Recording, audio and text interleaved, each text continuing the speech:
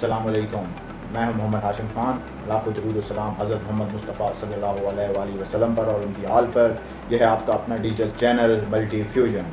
तो आज की जो सबसे इंपॉर्टेंट खबरें हैं वो हैं जो 9 मिनट्स में 6 तरमीम पास हुई हैं, और उन तरमीम में जो सबसे इंपॉर्टेंट तरमीम है वो है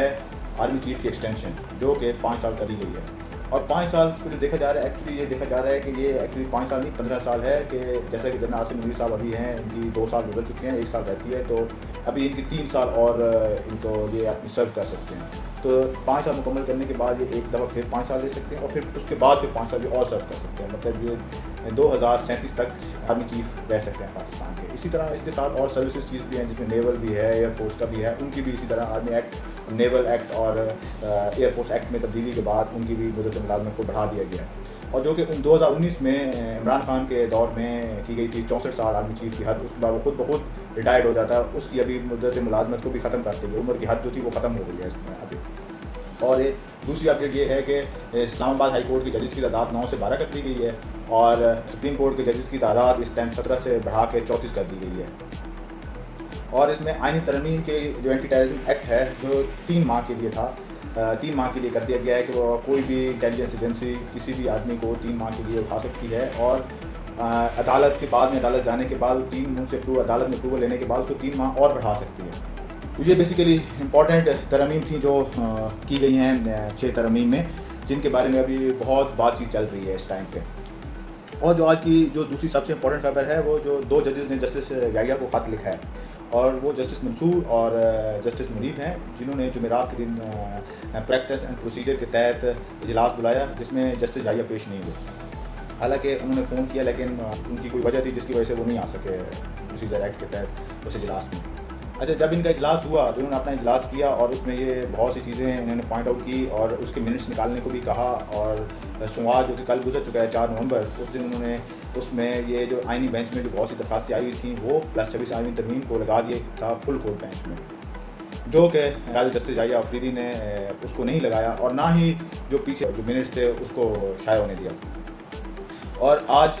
जुडिशल कमीशन का इजलास बुलाया, जिसमें वो आइनी तरमीम को लगाने का ऑर्डर दे दिया। इसमें बहुत से जो अभी आप एंकर पर्सनस को सुने या आप मीडिया पे या उनसे बोलें, तो वो बहुत शकूक व शुबहात हैं इस चीज़ पे कि शायद उन्होंने इसी वजह से नहीं लगाई, क्योंकि वो ये बेसिकली इसको आइनी बेंच में लाना चाहते थे और इसी से ही आगे करना चाहते थे। और जो आज की जो तीसरी सबसे इंपॉर्टेंट खबर है, इमरान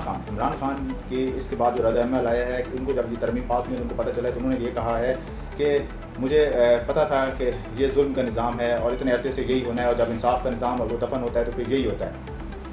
तो वो उन्होंने भी जो अपना रद्द-ए-अमल इस पर दिया, वो काफ़ी नाखुश थे बेसिकली इन तरमीम पे के पास होने पे। तो इमरान खान का बेसिकली इस पर थोड़ा सा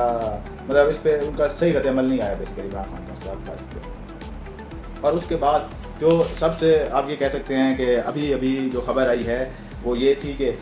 जो जुडिशल कमीशन ऑफ पाकिस्तान का जो आइनी बेंच का था, उनके जजेस की नामों का ऐलान हो गया है, जिसके आइनी सरबराह भी होंगे जस्टिस अमीनुद्दीन, जो कि एक्सपेक्ट भी किया जा रहा था कि यही होंगे, क्योंकि हुकूमती टीम की जो 2/3 एक्सीस ऑब्वियसली उसके हिसाब से ज़्यादा थे वहाँ पे, तो इनका नाम ही शुरू से ज़्यादा आ रहा था। तो ये बेसिकली 12 मेंबर्स का कमेटी थी, जिसमें से 7-5 के हिसाब से फैसला है। और जो फैसले में जो सबसे इंपॉर्टेंट चीज़ ये है कि जस्टिस अता मिल्ला सीनियरिटी के हिसाब से उनको नहीं लिया गया। अगर उनको लिया जाता तो जस्टिस अता मिल्ला जो कि जिनका बड़े पॉपुलर जज हैं, जिनके फैसले अवाम में बड़े पॉपुलर हैं, तो उनको इसमें बेसिकली नहीं लाया गया। तो लेकिन इसमें से जो 4 जजेस हैं 7 सिलेक्ट हुए हैं, वो उनके बारे में जो अभी तक राय आ रही है वो ये कह रहे हैं कि मुफ्ती अरकी ने अपने जजेस लगाए हैं, जो कि बाहर से बहुत से फैसलों में उनकी तरफ होंगे। तो ये बेसिकली अब तक की करंट सूरत हाल है जो अभी तक चल रही है। तो इसमें मैं ये कहना चाहूँगा कि अगर इन तरमीम को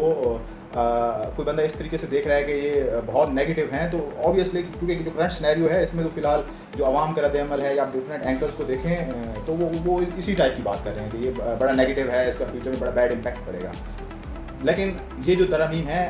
अगर आप हिस्ट्री देखें, क्योंकि इंसान हमेशा हिस्ट्री से सीखता है, और हिस्ट्री ये बताती है कि जो भी इस तरह की तरमीम पास करता है, या जो भी इस तरह की तरमीम आपके उसमें लाता है, वक्त में लाता है, ये तरमीम हमेशा उसी के खिलाफ यूज़ होती हैं। जैसा कि आप देख सकते हैं कि नवाज शरीफ साहब जब 1999 उनकी गवर्नमेंट थी, तो उन्होंने ये इंसदाद दहशतगर्दी की अदालतें वही लाए थे। तो उनके पास चौधरी शुजात गए भी थे, उनको समझाया भी था कि आप काइंडली ये ना लाएं, क्योंकि बाद में ये आपके खिलाफ ही यूज़ होंगी। तो खैर वो नहीं माने इस बात को। तो कुछ महीने ही अभी गुजरे थे, तो जनरल भट्ट साहब जिनको वो चीफ आर्मी स्टाफ बनाना चाहते थे, तो वो जैसे उन्होंने लाया और वो नहीं ला सके, जो भी हुआ उसमें सबको आप सबको बेहतर इल्म है इस बारे में। तो उसमें हुआ क्या कि वही नवाज शरीफ साहब जिन्होंने ये इंसदाद दहशतगर्दी की अदालतें बनाई थी, जो कि ये सोचा जा रहा था कि ये बेसिकली होंगी टेररिस्ट और उनके खिलाफ, तो उसी में नवाज शरीफ साहब खुद पेश हुए। और इमरान खान साहब को आप खुद देख सकते हैं कि ये जब ये कहते थे जो मिलिट्री इंस्टीट्यूशन और इन पे जो हमले होंगे और उनमें ही बेसिकली ये इनको पेश करना चाहिए जो भी लोग हैं, और हालांकि ये बिल्कुल सही चीज़ नहीं है। आप मिलिट्री इंस्टॉलेशन पे कभी भी कोई बंदा भी हमला करे, ये पाकिस्तान का एसिड है आप और हमारा एसिड है, मतलब हम इसका टैक्स देते हैं, और ये वो चीज़ है जो आपकी मुल्क की समझ लें सिक्योरिटी की ज़मानत है। तो इस पर किसी बंदे को भी नहीं करना चाहिए हमला, या किसी बंदे कोई किसी तनसीबात, ये हमारा मुल्क है, आपको और मेरा मुल्क है, तो इस पर हमें कभी भी गुस्से में आके ऐसी हरकत नहीं करनी चाहिए जो हमारे मुल्क की किसी भी चीज़ को नुकसान पहुंचे, क्योंकि वो आपको हमारे मुल्क को नुकसान नहीं पहुंचेगा, वो आपको और मुझे नुकसान पहुंचेगा। तो इमरान खान भी इसके फेवर में थे कि जो भी हमला कर रहे हैं उनका मिलिट्री कोर्ट में होना चाहिए। आप आज आप देख सकते हैं कि वो इमरान खान कह रहे हैं कि नहीं ये नहीं होना चाहिए क्योंकि ये चीज़ सही नहीं है, क्योंकि अभी उन्हीं के ही केस सारे उधर जाने की बात हो रही है। तो मैं ये कहूँगा कि जो भी अभी इस टाइम पे अगर कोई गलत बात करेगा तो ये